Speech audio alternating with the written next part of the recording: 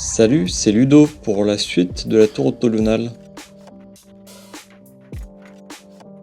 J'attaque ce week-end par la pose des quelques moellons qui manquaient pour finir le tour complet de la tour.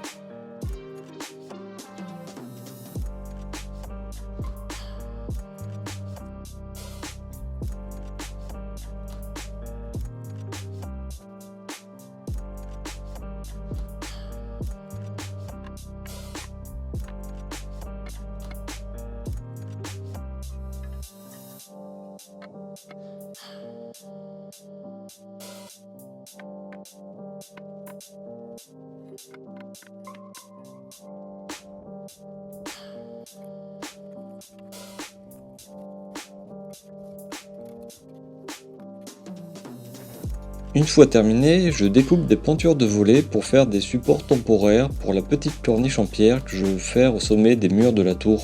Les plats en fer seront mis au sommet du dernier rang de moellons classiques et en dessous de ceux de chaînage, dont j'aurai d'ailleurs découpé une des ailes pour pouvoir faire dépasser ma corniche en porte-à-faux. Je pourrais ainsi poser des planchettes en porte-à-faux de la tour et venir y déposer mes pierres, le temps que le chaînage béton finisse leur fixation.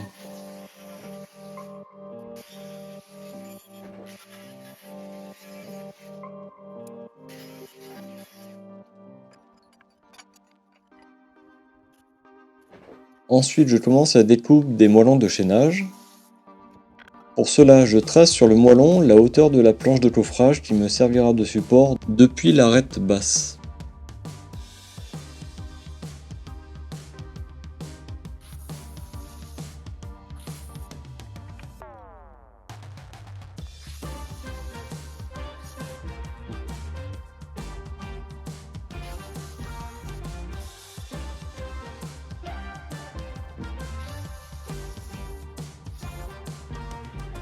C'est parti ensuite pour la pose de ces derniers. Je n'oublie pas 2 fois par face de disposer un morceau de peinture de volet sous la sous-face des moellons.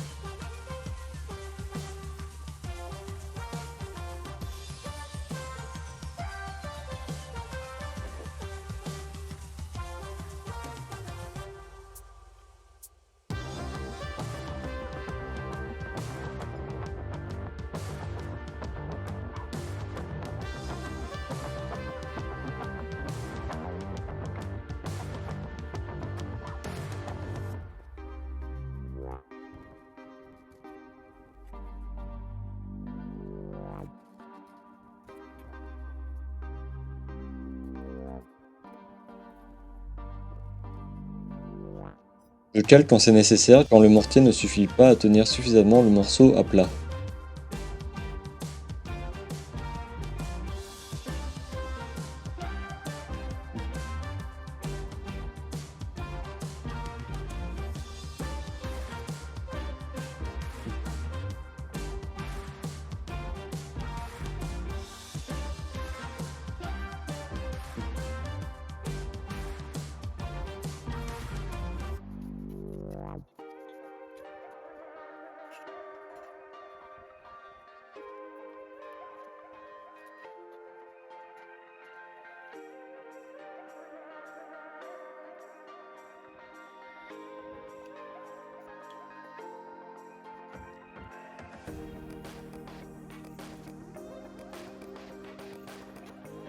L'intérêt ici du moellon de chaînage réside dans deux choses. Il me fera mon coffrage intérieur pour le chaînage, mais aussi le rôle de contrepoids pour les plats en fer qui supporteront la corniche en pierre.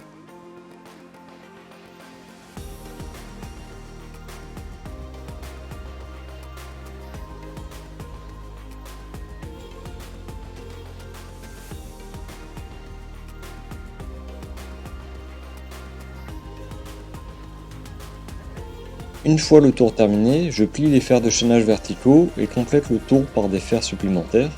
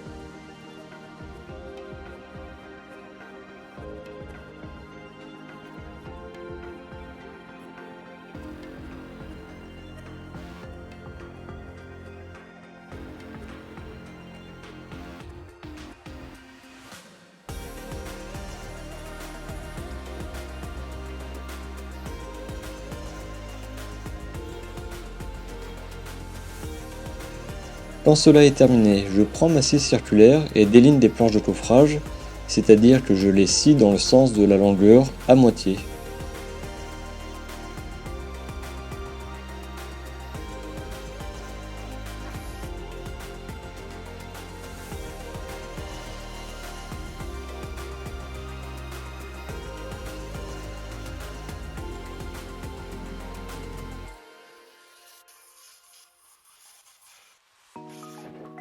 Je dispose ensuite mes demi-planches sur mes supports en fer posés lors de la mise en place des moellons de chaînage.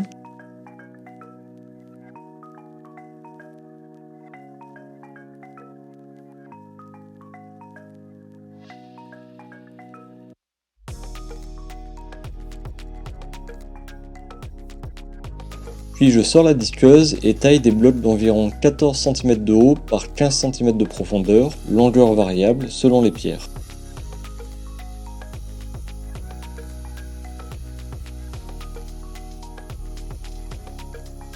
Le béton à l'arrière du chaînage sera 2 cm plus haut que l'avant de la corniche, cela permettra l'évacuation de l'eau de la toiture vers l'extérieur des murs de la tour. Pour autant, je réaliserai un petit chenot en bas du toit de la tour pour récupérer l'essentiel de la pluie tombant sur cette partie du château et qu'elle n'aille pas sur les façades.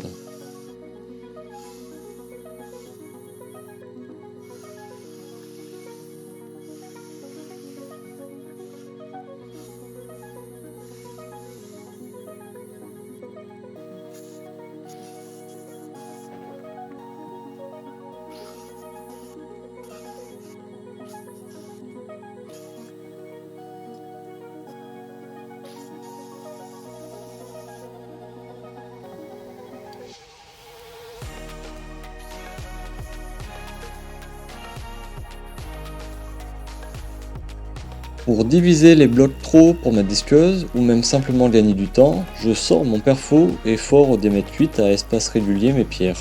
Ensuite, un clou de disqueuse pour faire une rainure afin d'y placer mes burins, et ainsi cela me permet de diviser les blocs en deux très simplement.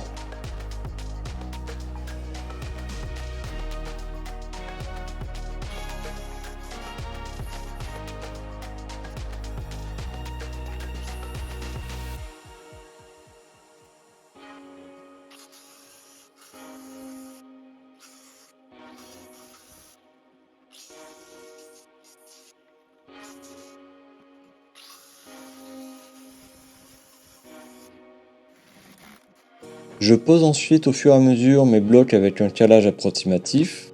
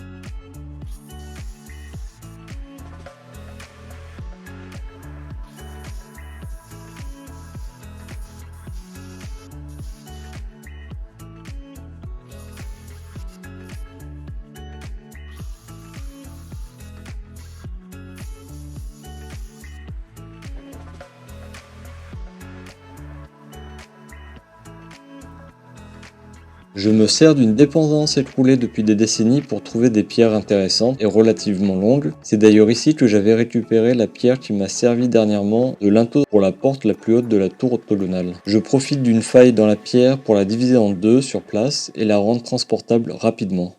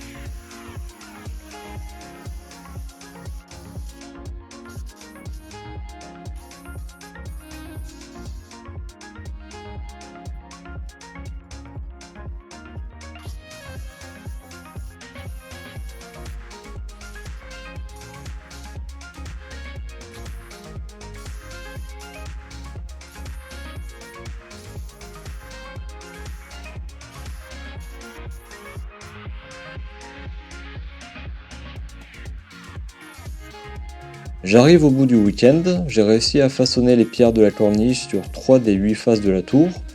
Comme la météo à venir semble plutôt neigeuse, je dispose une bâche sur le sommet de la tour afin de ne pas retrouver mon futur chaînage rempli de neige et pouvoir au moins continuer à disposer mes pierres de corniche sur le reste de la tour.